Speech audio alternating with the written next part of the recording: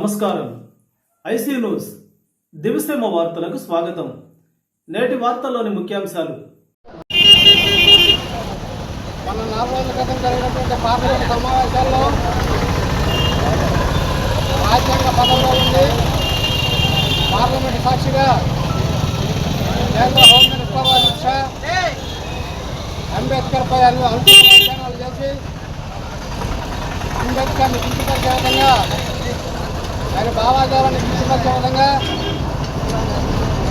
కేంద్ర home minister మాట్లాడడం జరిగింది. అంబేద్కర్ అంబేద్కర్ అంబేద్కర్ అని చెప్పి అంబేద్కర్ జపం చేస్తూ ఉన్నారు. ఈ జపం భగవంతుడు చేస్తే రాష్ట్రానికి పరలోకాన్ని చెప్తారని చెప్పనని అంబేద్కర్ మీద అనుచిత వ్యాఖ్యానం చేసినటువంటి అమిత్ షా అది సరైన పద్ధతి కాదు. ఇది యాదృచ్ఛికంగా జరిగిందా ఈ రోజునంటే ఇది యాదృచ్ఛికంగా జరిగింది కాదు. బీజేపీ మాతృ సంస్థ అయినటువంటి ఆర్ఎస్ఎస్ సంఘ్ పరివార్ వాళ్ళ వ్యూహంలో భాగంగానే ఇది జరిగిందని చెప్పి మేము భావిస్తా ఉన్నాం.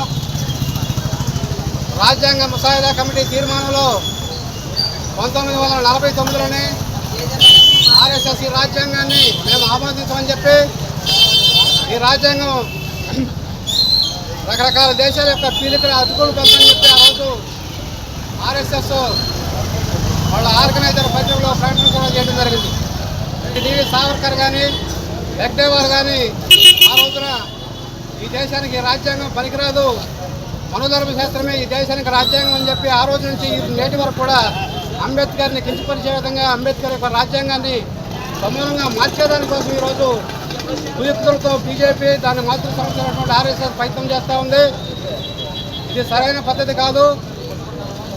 ఈ దేశంలో కోట్లాది మంది లేక దళితుల మనోభావాలను అట్లాగే ప్రజాస్వామ్య పరిరక్షణవాదులను అట్లాగే రాజ్యాంగ పరిరక్షణవాదులను గాయపరిచే విధంగా హోం మినిస్టర్ అమిత్ షా వ్యాఖ్యలను వెనక్కి తీసుకోవాలి.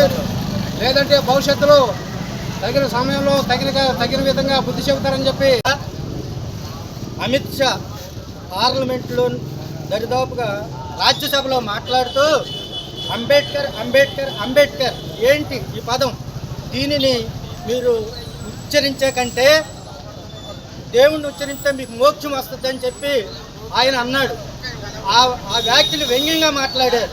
ఎందుకనంటే డాక్టర్ బాబాసాహెబ్ అంబేద్కర్ గారు ఈ యొక్క మనుస్మృతిని పూర్తిగా ధ్వంసం చేసి దానికి ప్రత్యామ్నాయంగా భారత రాజ్యాంగాన్ని తీసుకొస్తే భారత రాజ్యాంగం ప్రకారం మొన్న గెలిచినటువంటి నరేంద్ర మోడీ నేను ఈ భారత రాజ్యాంగం వల్లనే ఓబీసీగా ఉండి నేను ప్రధానమంత్రి అయ్యానని చెప్పేసి భారత రాజ్యాంగం మీద ప్రమాణం చేసి కేవలం 23 కోట్ల ఓట్లతో 3 సార్లు నుంచి ప్రధానమంత్రి అయినటువంటి ఆయన 40 కోట్ల మంది దళితులని కించపరిచే విధంగా మాట్లాడితే ఆయన సపోర్ట్ చేస్తూ తీర్మానాలు చేస్తున్నారు.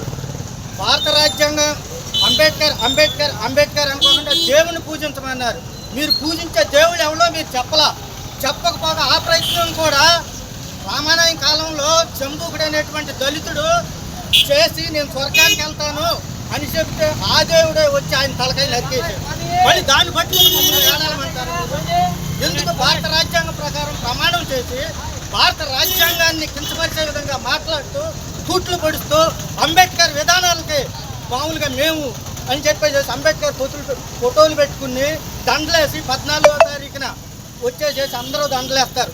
మేము అంబేద్కర్ రాజ్యాంగాన్ని మేము పూర్తిగా గౌరవిస్తామని చెప్తున్నారు. మమ్మల్ని చదువుకోవద్దన్నారు.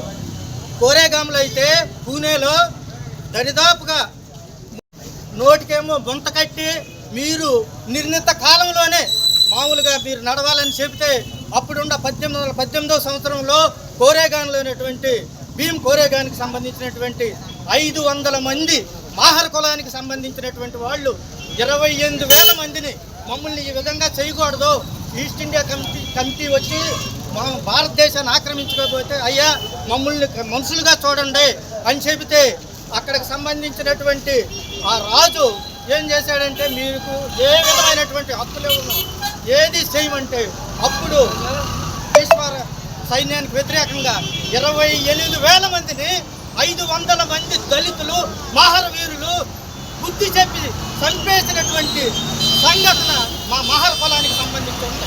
మీరు అన్యాయంగా భారత రాజ్యాంగం అనుభవిస్తూ కనీసం భారత రాజ్యాంగాన్ని గౌరవించుకోకుండా మనుస్మృతిని మళ్ళీ తీసుకొచ్చి మాకు చదువద్దు, అధ్యయనం అధ్యాపకం బ్రాహ్మణస్యం, మేమే చదువు కావాలి, మేమే విద్య చెప్పాలి అని చెప్పి మాట్లాడి మళ్ళీ తర్వాత విద్య లేని వాడు ఇంత పశువు అని చెబితే అనేక విధాలుగా బాధలు పడి అంబేద్కర్ గారు భారత రాజ్యాంగాన్ని రాసిచ్చి సమానత్వాన్ని తీసుకొస్తే ఆయన నడిచే నడక, ఆయన రాసే రాత, ఆయన చెప్పినటువంటి రాజ్యాంగం ప్రకారం మేము అనుభవిస్తూ లక్షల మంది ఉపాధ్యాయులుగా, లక్షల మంది మేధావులుగా, నేను నాకు తెలియక హిందువుడిగా పుట్టానేమో కానీ నేను హిందువుడిగా చచ్చిపోను.